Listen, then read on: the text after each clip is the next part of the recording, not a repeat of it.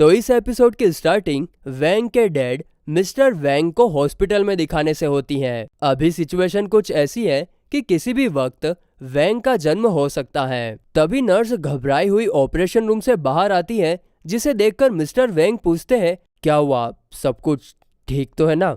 इस पर नर्स कुछ बोल पाती उससे पहले ही मिस्टर वैंग को उसके चेहरे को देखकर लगता है कि डिलीवरी के वक्त उनका बच्चा नहीं बच पाया। लेकिन तभी नर्स बताती है कि आपका बच्चा सही सलामत है, और हैरानी की बात तो यह है कि वो अभी से अपने पैरों पर चल रहा है। इस पर मिस्टर वैंग को पहले तो विश्वास नहीं होता, मगर जब छोटा वैंग खुद अपने पैरों पर चलकर वहां आता है, तब मिस्टर वैंग के पैरों तले जमीन खिसक जाती है।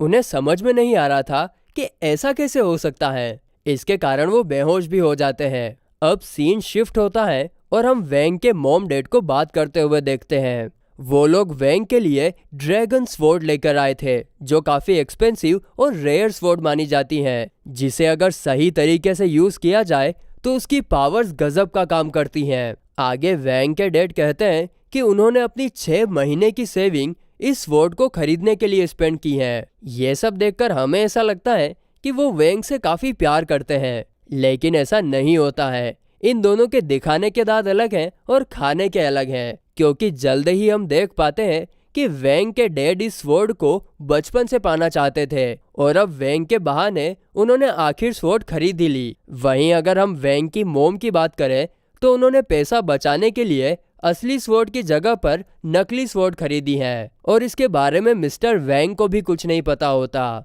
आगे वैंग के मॉम डैड उसे स्वॉर्ड पकड़ने के लिए कहते हैं, लेकिन वैंग उसे पकड़ने के लिए नखरे कर रहा था, क्योंकि उसे पता होता है कि स्वॉर्ड नकली है, और अगर उसने पकड़ ली तो उसके टुकड़े टुकड़े हो जाएंगे, और इसे देखकर वैंग के मॉम डैड के बीच में झगड़ा भी हो सकता है। इसीलिए वैंग 1 सेकंड में 343 बार सोचकर अलग अलग पॉसिबिलिटी को देखता है कि उसे अब क्या करना चाहिए, और फिर थोड़ी देर बाद वो अपना झूला खराब कर लेता है, जिसे देखकर उसके मॉम डैड का ध्यान उसकी तरफ जाता है, और वो लोग स्वॉर्ड को बिल्कुल ही भूल जाते हैं। आगे हमें दिखाया जाता है कि जैसे जैसे वैंग बड़ा होता है उसकी पावर्स उतनी ही बढ़ती जाती हैं, और उसने महज 6 साल की उम्र में जाइंट फ्रॉग को मार दिया था, और ये सब उसके पेरेंट्स ने दूर से देख भी लिया था, जिससे उन्हें अंदाजा हो जाता है कि वैंग धीरे धीरे काफी शक्तिशाली हो रहा है, और इसके कारण वो अपनी पावर्स पर कंट्रोल नहीं कर पाएगा। इसीलिए उन्होंने काफी रिसर्च करने के बाद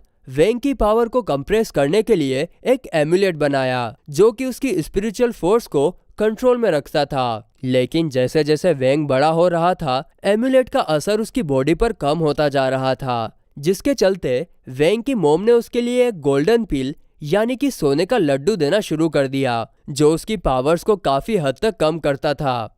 इसके बाद हम वैंग के मॉम डैड को बात करते हुए देखते हैं। वो लोग सोच रहे थे कि पिछले कुछ सालों में वैंग की देखभाल करते हुए उनकी हालत धोबी के कुत्ते जैसी हो गई है। जैसा कि एक इंसिडेंस हम देखते हैं कि जब 6 साल की उम्र में वैंग का बर्थडे मनाने के लिए वे लोग केक लेकर आए थे, और उसकी कैंडल्स बुझाने के लिए जब वैंग ने उस पर फूंक मारी थी तो पूरे ही घर में आग लग जाती है। वहीं स्कूल के बच्चों के साथ खेलते वक्त भी वैंग की स्पिरिचुअल फोर्स ने बच्चों की जबरदस्त वाट लगा दी थी। अब सीन पूरी तरीके से शिफ्ट होता है और प्रेजेंट में आ जाता है, जहां पर स्कूल में सभी स्टूडेंट्स क्लास का प्रेसिडेंट बनने के लिए वोट मांग रहे थे, और इसके लिए वो अजीब अजीब तरीके के रास्ते भी आजमा रहे थे। लेकिन अपने हीरो वैंग को इन सब में कोई इंटरेस्ट नहीं होता, और वो सीधे शॉप में नूडल्स के पैकेट खरीदने के लिए जाता है। लेकिन तभी एक डैशिंग आदमी आकर शॉप के सारे पैकेट खरीद लेता है, और स्टूडेंट्स को बताता है कि उन्हें जो चाहिए वो फ्री में लेकर जा सकता है, बदले में बस उन्हें सुन को वोट देना होगा। ये बात सुनकर बाकी के कॉम्पिटिटर्स को जरा भी अच्छा नहीं लगता।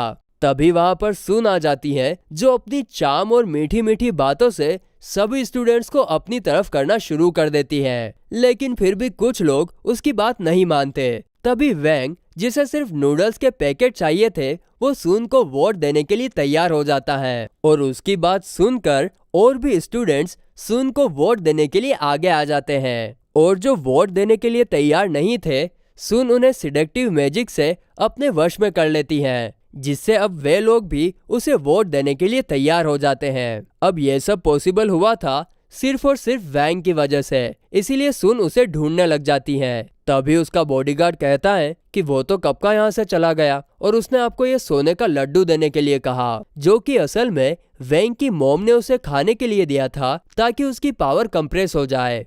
अब ये जानने के बाद कि वैंग ने उसे सोने का लड्डू दिया है, सुन को लगता है कि वैंग उसे पसंद करता है। इसके बाद हमें सीधे क्लास का सीन दिखाया जाता है। यहाँ पर मिस्टर वैंग जैसे ही क्लास में इंटर होते हैं, वो सभी स्टूडेंट्स को देखकर समझ जाते हैं कि सुन ने सभी पर सिडक्टिव मैजिक का यूज किया है।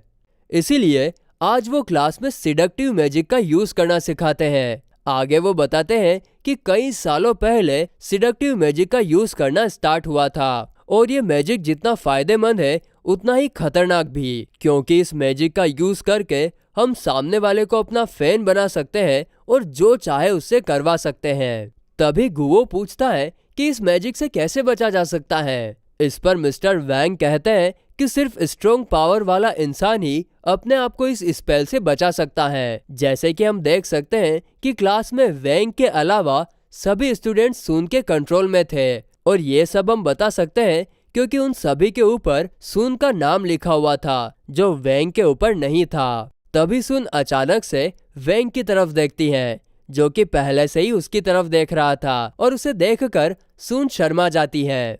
वहीं वैंग सोच रहा था कि जो लड्डू मैंने सुन के बॉडीगार्ड को उसे देने के लिए दिए थे, शायद वो बॉडीगार्ड ने उसे दिए नहीं और इसीलिए वो सुन से लड्डू के बारे में पूछता है। साथ ही में वो उसे नूडल्स के पैकेट के लिए थैंक्स भी बोलता है और वो ये सब इशारों में कह रहा था। इन सब इशारों से सुन को लगता है कि वैंग उससे लड्डू के बारे में बात कर रहा है और ये भी कि लड्डू खाने पर उसकी पावर बढ़ जाएगी और इसीलिए वो बिना देरी किए लड्डू खा जाती है, जिसे देखकर वैंग के चेहरे पर 12 बज जाते हैं क्योंकि उसे पता था कि लड्डू खाने पर पावर कम हो जाती है, जो कि उसकी मॉम ने स्पेशली उसके लिए बनाए थे। लेकिन अब तो वो सुन खा चुकी थी। अब इस लड्डू का असर ऐसा होता है कि सुन की पावर्स का असर कम हो जाता है और जो सिडक्टिव स्पेल उसने स्टूडेंट्स पर किया था वो भी टूट जाता है और पावर कम होने की वजह से सुन काफी ज्यादा कमजोर भी हो जाती है। तभी टीचर उसे डेमोन्स्ट्रेशन के लिए सामने बुलाती है,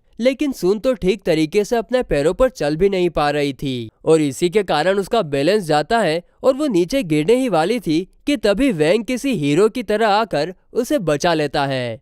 लेकिन सुन की बुरी किस्मत, तभी टीचर वैंग को आवाज लगाते हैं, जिसे सुनकर वैंग सीधा खड़ा हो जाता है और सुन नीचे गिर जाती है। इसके बाद टीचर अनाउंस करते हैं कि चैन को वाइस प्रेसिडेंट चुना गया है, जिसे सुनकर चैन काफी ज्यादा खुश हो जाता है। वहीं जब स्कूल छूटने के बाद सभी स्टूडेंट्स अपने घर जा रहे थे, तभी हम मिस्टर वैंग को किसी से फोन पर बात करते हुए देखते हैं। वो सामने वाले को वैंग के बारे में बता रहे थे कि कैसे आज उसने सुन के सिडक्टिव स्पेल को बड़ी आसानी से तोड़ दिया और ये भी कि मुझे नहीं लगता कि वैंग एक आम बच्चा है, उसमें जरूर कोई स्पेशल पावर है। वहीं हम देखते हैं कि मिस्टर वैंग ये सब जू को बता रहे थे, जिसे हमने एपिसोड 1 की स्टार्टिंग में देखा था। वहीं दूसरी तरफ सुन घर आने पर भी वैंग के ही बारे में सोचे जा रही थी कि वो मुझे कैसे हर्ट कर सकता है, उसने जरूर गलती से मुझे लड्डू दिया होगा। वो वैंग को अपने दिमाग से निकाल ही नहीं पा रही थी,